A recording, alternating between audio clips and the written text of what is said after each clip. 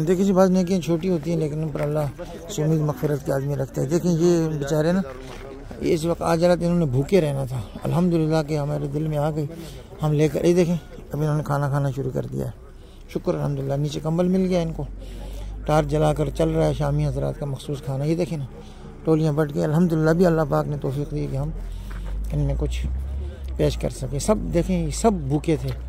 अगर आज रात ये अल्लाह पाक पाकिस्तानी भाइयों का दिया यहाँ ना पहुँचाता तो ये बहुत मुश्किल में होते, बहुत मुश्किल में होते। किस तरह यहाँ ठंड में रात गुजारते, वो भी भूखे।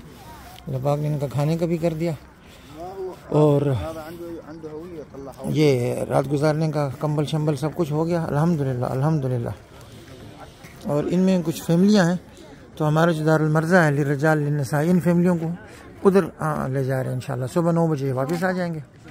अल्हम्दुलिल्लाह, शुक्र अल्हम्दुलिल्लाह, सबका काम हो गया।